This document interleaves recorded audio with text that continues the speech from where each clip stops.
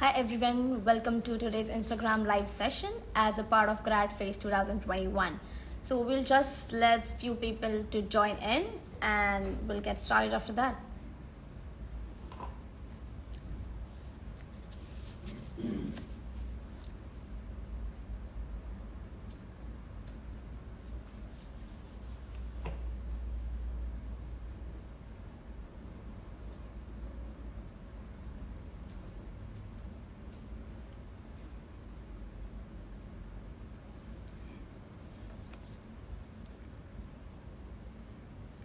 Great, I can see a lot of people are joining in, so just give us a few minutes and we'll get started soon.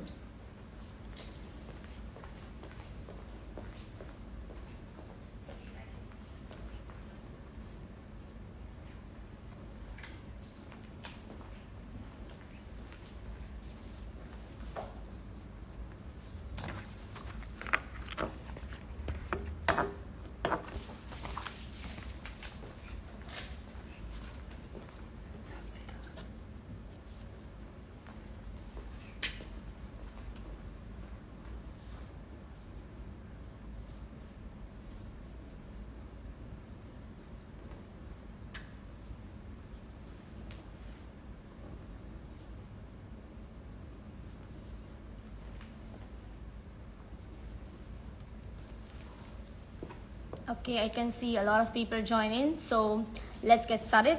So hi everyone, my name is Pallavi and I'm present for today's session. And welcome, thank you so much for joining in for this Gradfest Thinking Lateral, Creative Problem Solving and Creativity.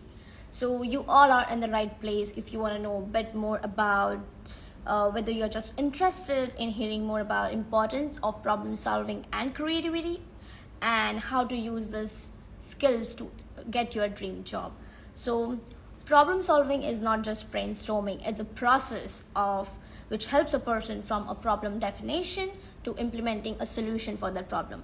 A creative mind can develop big ideas with those problem solving abilities to succeed in the business. So today in this event we are joined by Leona, who has been supporting the fight against COVID-19 through her work with the company Fusion Antibodies.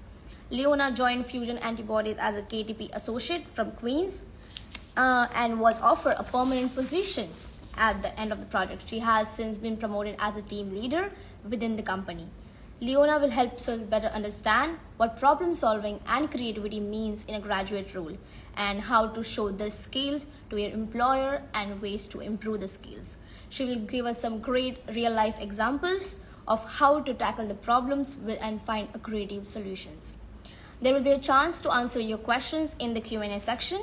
So if you have any questions, just fire them in the Q&A thing and we will answer them at the end of the session. So I'm gonna dial Leona now.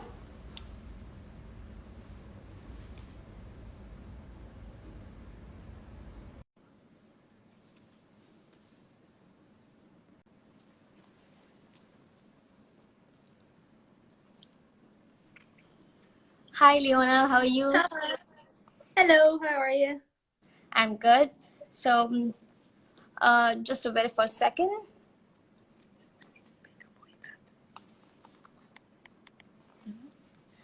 Hi, yeah, sorry, I was not hearing you. Can you hear me?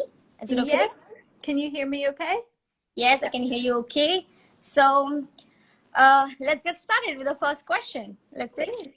So our first question will be important one. Why are problem solving abilities essential virtually in any graduate role? Yeah, in any job you'll always have to solve problems, unfortunately. Anything small from like fixing the printer to something a lot bigger like what we're working on and trying to find a treatment for COVID. There's always a unique opportunity to learn.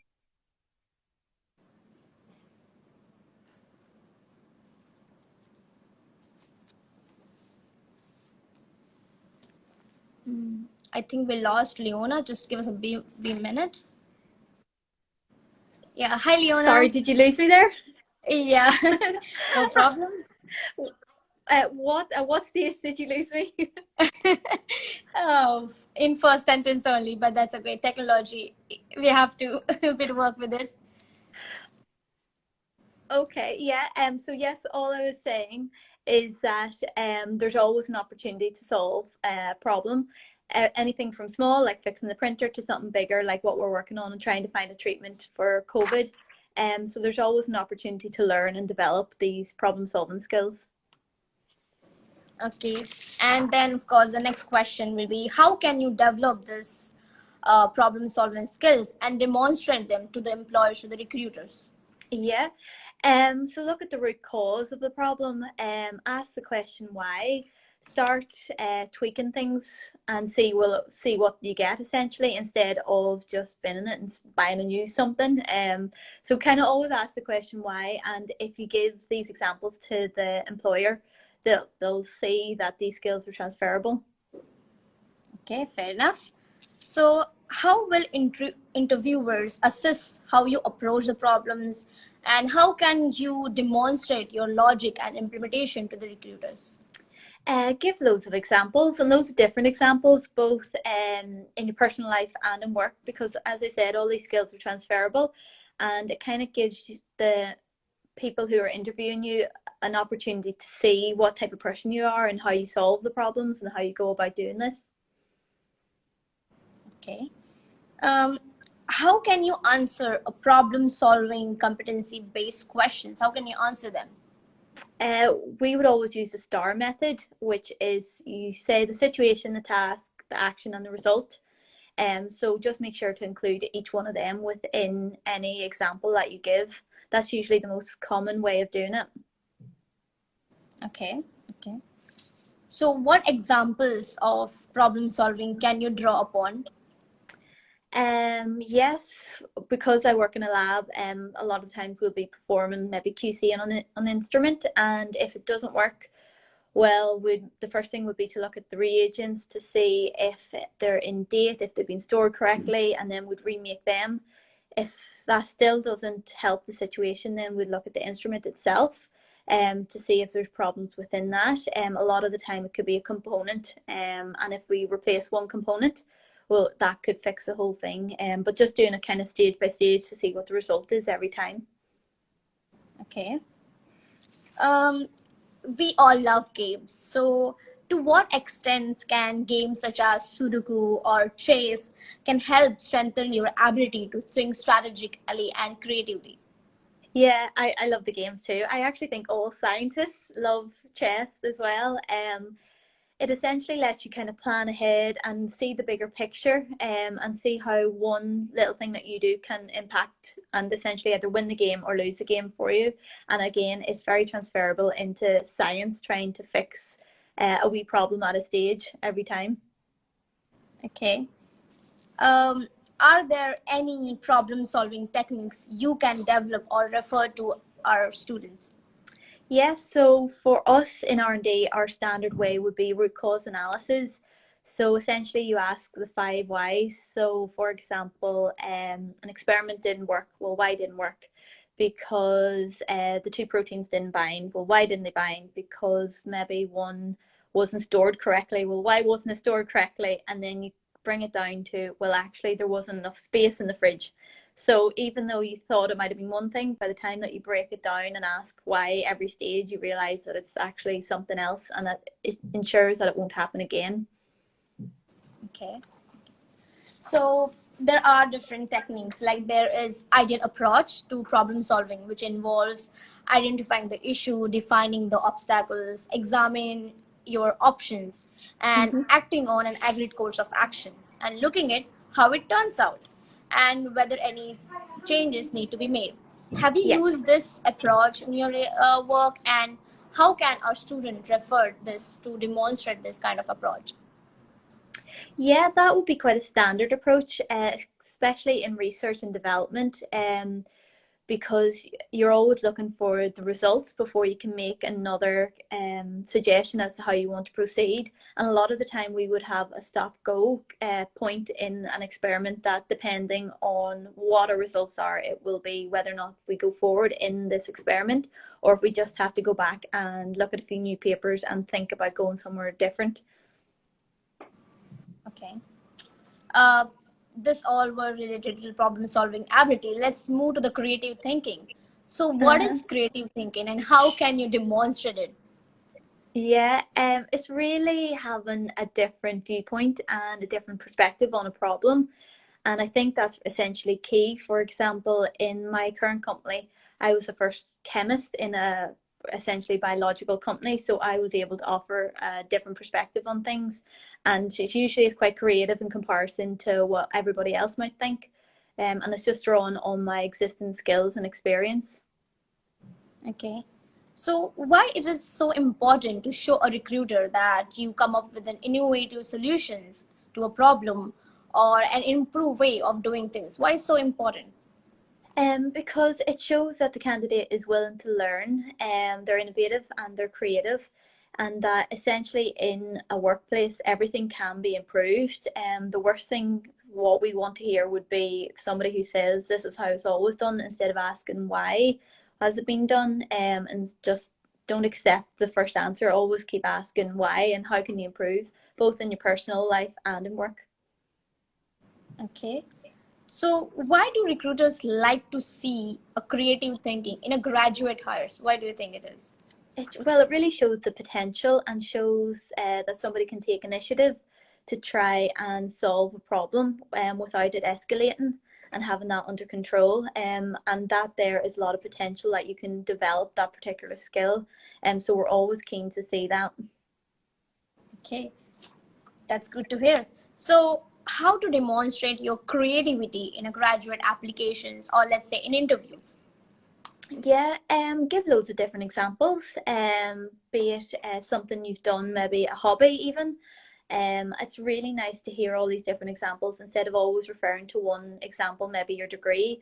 Always ask or always talk about personal life, part-time jobs, everything, because it allows us to see what type of person you are as well. And it's a lot of times the stories are actually really interesting. Okay. Um, how do you develop or improve this, creativity skills? How do you improve it? I would say just take every opportunity and go and take a few risks and don't be afraid to try and do something outside of your comfort zone. With every stage of my career, I have challenged myself and have always had a very steep learning curve. And I think that is actually quite a lot of fun. And again, it allows me to be creative in different ways and draw on different strengths. We can say big risk, big rewards. Yeah. So, can you give us some examples of lateral thinking to draw on in an application process? Yeah, so essentially, think outside the box. Don't take the most obvious answer as being the root cause. Um, and if you can't disprove something, well, then in theory, it can be a possible solution. Ideally, what we would do is we would get a post-its and we'd all sit around and be like, well, what happens if this was the case? Or I wonder, could this be the case? And you just go crazy with it and don't rule anything out. Okay, so the important one. What are the links between problem solving and entrepreneurship and a good leadership? What are the links between those terms? I think to be an entrepreneur and a true leader, you need to be innovative. You need to challenge yourself and not be scared to take a few risks. And the most important thing is to learn. The road to being an entrepreneur and your own career is bumpy. You can go in a few circles, but as long as you learn, that's the most important thing, I think. I think learning is the good thing. Yeah. So, how can you problem solve in a workplace? What would be the ideal process? Um, Anything from something minor like fixing the Wi-Fi, fixing a computer, fixing a kettle, they are all problem solving. So initially you ask, well, what's the problem or how can I make this current situation better? And you can always improve just incrementally. Try something, try a lead, try a different lead, and maybe see what the result is and just document what that result is and see can you improve. So, how can you bring this creativity in your graduate roles? I would learn around the subject and draw on your own past experiences. And I don't think there's no such thing as a stupid suggestion. All ideas are good ideas, and a lot of the time you need to ask other people for advice as well and see how they would approach something. Yep. So I think that's all questions we have. But before we go to the audience, I can see there are some questions. But before you go to the audience, do you have any further comments, reflections for our students? Yeah, just don't be afraid to take a challenge. Take all the opportunities you can. I still don't have my own career figured out. I don't know where I'll be in 10 years, 20 years time, but I know it's going to be loads of fun. And I would advise anybody to take any opportunity and just have fun along the way. That's great advice. So we'll go to the questions now. Let's see what questions we have. So we have one question. When coming up with the examples of problem solving in an interview or applications, do you have to stick to the work-related examples? No, that's what I was saying. I quite like it when they actually talk about personal. I've had a candidate recently that was telling me that they worked on a farm and how they were solving problems with a piece of equipment. And I really enjoy it because it gives you an opportunity to understand the candidate and try and get a sense of the personality and if they fit into the team. Okay. And our next question is, what are other ways might lateral thinking be assessed? Well, I suppose you think of the impossible. I think that might be the best way. Think completely outside the box. Be as creative as you possibly can. If you think it could possibly, in some weird scenario, could happen, it may have happened, especially in science. The most unthinkable things that you could never have imagined is usually the cause for us. Okay, that's great. I think that's all we have. So thank you so much for joining. And of course, massive thank you to you, Leona, for coming along to take part of this Graduate Fest and giving us such a useful information about problem solving and creativity in graduate roles. I hope all the students get the idea about how to think laterally. And I'm sure it inspire a lot of people to consider to improve and discover more about problem solving creatively. So we'll also like to thank to KTP Queens for partnering with us and arranging Leona to join us today. So I just want to give shout out to the team who helped make this all happen today. They did a great job preparing. We do have some technical problem, but this all worked out. So that's all from us. I hope you have a wonderful afternoon. And thank you so much, Leona, for joining us. Thank you. So for students, please join us tomorrow at 12 p.m. on Instagram Live to hear Rebecca Sinclair answering your questions on workplace culture, emotional intelligence, and resilience. And don't forget to visit the Gradfest website, goqb.ac.uk Gradfest. Thank you so much for joining in. Thanks. Bye. Bye-bye.